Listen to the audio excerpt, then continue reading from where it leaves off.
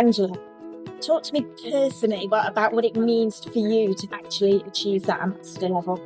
It's almost as though everything's been leading up to this point. So I'm super excited, and for me personally, but also for the company. Again, it's really significant. Our people pathway is 100% focused on social mobility, which by focusing on social mobility, it's about the hardest to reach groups within the hardest to reach communities. So the SRAG Charter Mark 1 acknowledges the journey we're on, but it certainly prompts us to do more. Previous roles, I've always been part of different networks and different forums, but what struck me about this one was not only would I be in the same room as like-minded businesses, also not all of the businesses had all of the answers, and neither do we. And the collaboration that this group brings together was about openness, honesty, transparency around what are we doing well, what are we challenged with, and how do we always come together to create solutions across industry in order to shift the dial around social mobility. And it never felt from the very minute we met that it was going to be just one of these talking shops. Actually, we were going to walk the walk. And especially over the last year, we've certainly found that. So they're going for the SRAG Charter Mark, which there's, I can't think of another forum that gives us that opportunity. But what it did do for me was allowed us to almost challenge ourselves, hold ourselves to account for what anybody else does, quite frankly. And it gave me a really structured way to kind of reassess the journey I've been on personally, also the business, to say what steps are we taking and is that the most effective way in order to reach our overall ambitions. So the kind of combination of the collaborative working as well as the structure and the guidance that you guys have supported, I think it's been really helpful. Charter Mark is around not just your internal advocacy, your external advocacy. So for me personally, and you and I have spoken about this before, that the more I can talk to other organisations about my journey, the more they speak to me about their journey, the more social good we can do for the communities that we all serve. So I would wholly encourage anyone to get involved, regardless of where you are in your journey in terms of driving social recruitment, because there's like-minded people in the room just sitting there willing and able to help. Amazing. So how do we keep going and keep doing more? Because, who would have thought, 5 years ago we would have had COVID, cost of living to the degree that we've got. Who knows what's round the corner? And I think also the kind of landscape from a government point of view is absolutely driving businesses to do more social good. So for Sodexo, we want to get on the front foot.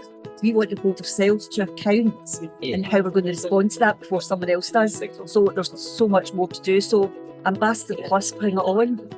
Bring it on. This is Sodexo, who deserve huge congratulations. And I don't want to spoil the words that Angela Halliday, representing Sodexo, is going to be telling us about all their work. So I'm just going to congratulate Angela and Sodexo again on becoming literally our first ever ambassador. Insert excitement!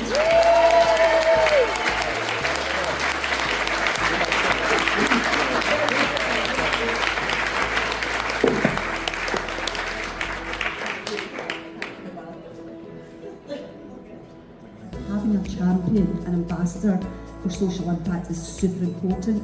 I'm lucky, it's my day job. But we're one of the largest organisations in the world that most people haven't heard of, but we're the 18th largest in the world.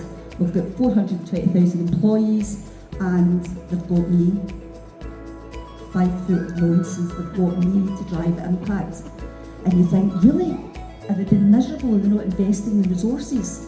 Well, actually, in the UK, I've got a team of 30,000 people, because everyone at Sodexo owns impact, just like health and safety. It's not, I think of social value, social impact as 20 years ago. You had the health and safety person with the hard hat and the little clipboard, and if there was any safety issues, we all went to that person, And the social value journey, particularly over the last 5-7 years, has been a one-man voice, or a one-person voice, in an organisation. I think we've come on considerably. So whilst we want a champion, every colleague, whether you're a small business, micro business, or a huge organisation like Sodexo, every single person in your business should be an impact ambassador. Well, actually, the story was when this role came up, my chairperson said, so what kind of team do you want? How much money do you need? I went, why would I need a team? We've got 34,000 employees, that's the team. it should be about embedding good business into everyday business. It takes longer, it's harder work, I have to say, but actually if you get the right policies, systems, practices, your policies outline your intent, and if you get the intent right, that's what creates the culture and drives the behaviours. So I took the long, windy road to embedding it so that it now becomes part of everything that we do at Sodexo.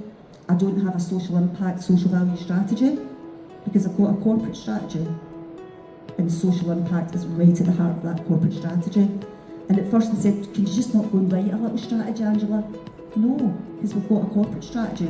So let's put social impact at the beginning, at the very centre of that. Because again, if we're going to grow the business, we want to grow it through a purpose and impact lens.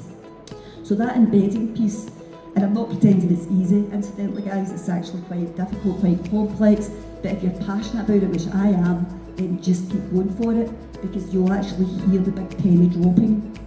And the penny dropping being, it makes good business sense to create social value and make an impact.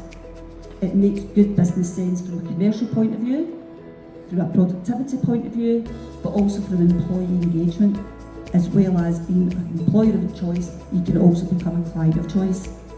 And then the evolution. So again, been on this journey for quite a long time now, but we're nowhere near stopping. If we look at our landscape 5 years ago, who thought we'd had COVID, UK, cost of living, crime, all of these things? Society keeps evolving, businesses have to keep evolving, and that's the challenge we've all got, isn't it? That we've always got to keep pivoting depending on what's happening.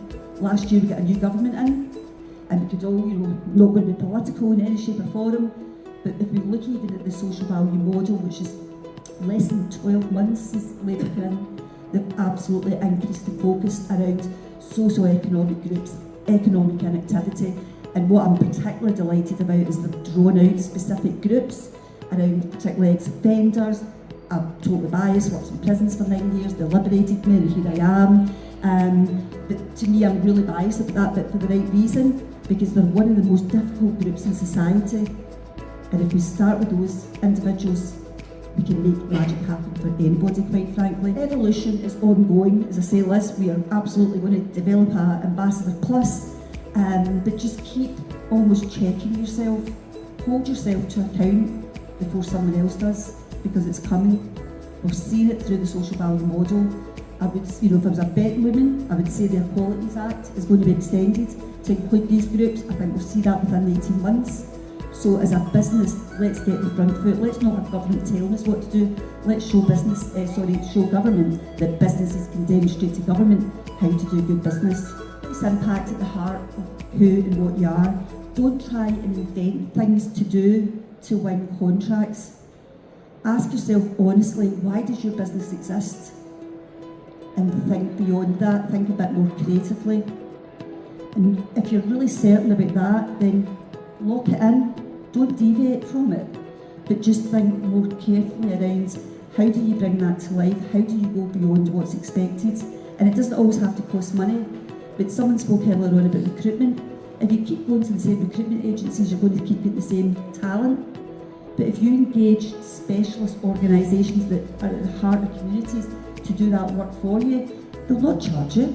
Some might, but it's nominal. But what they'll actually do is find talent that mirrors the needs of those communities and also recognises that talent comes from all walks of life. So always open your mind up to that and acknowledge that you can and you must do more.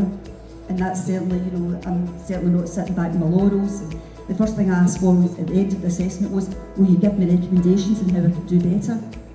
And I absolutely got that from the team that undertook the assessment. So at the minute I'm now starting to think, well, what does this look like and feel like in 3 years' time?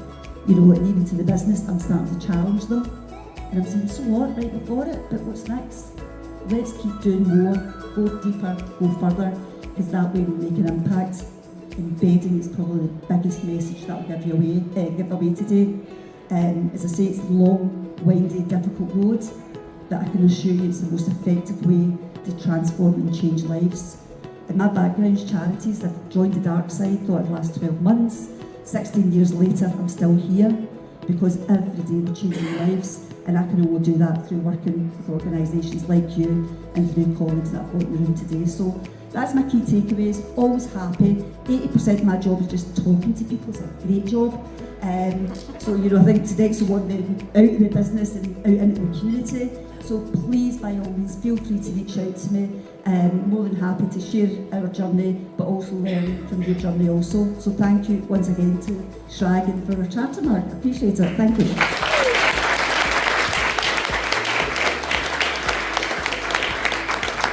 Angela, thank you, that was fantastic.